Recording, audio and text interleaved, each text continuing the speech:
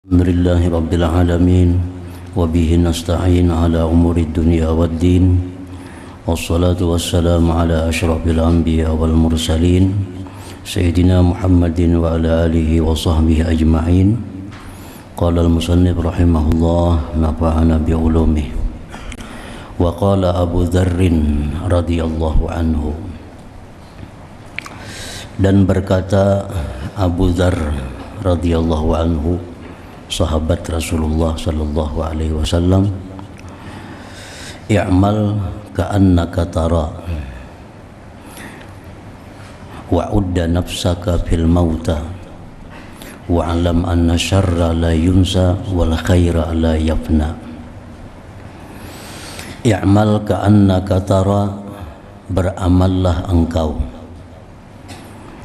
beribadahlah engkau seakan-akan engkau melihat dengan mata hati engkau kepada Allah Subhanahu wa ta'ala.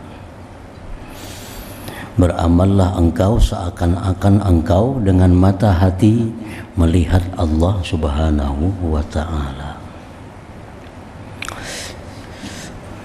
Beramal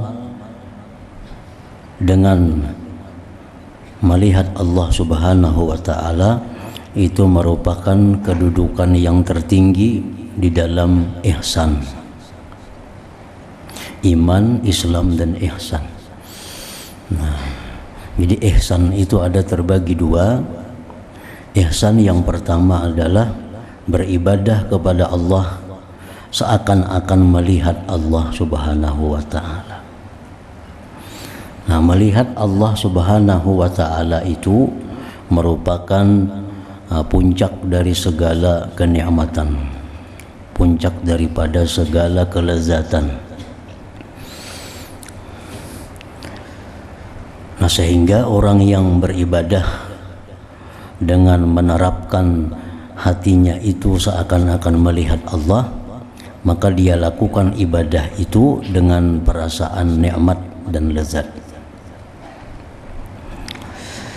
Sedangkan kedudukan yang kedua yang di bawahnya adalah beribadah kepada Allah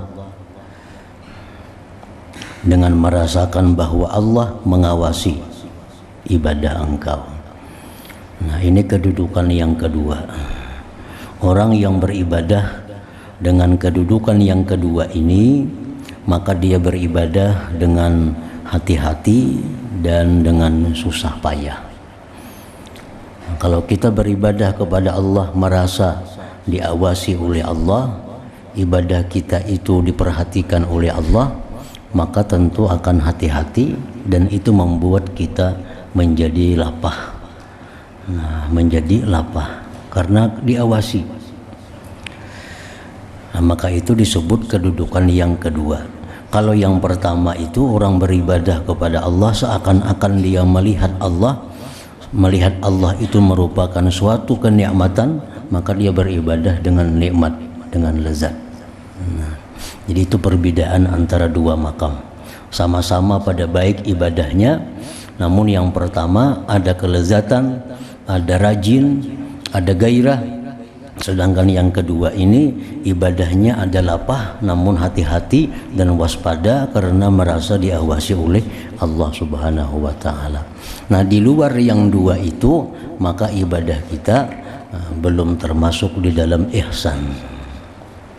Nah, orang beribadah merasa kada diawasi oleh Allah, orang beribadah itu merasa kada melihat Allah. Nah, di luar itu, nah maka ibadahnya itu belum masuk dalam ihsan.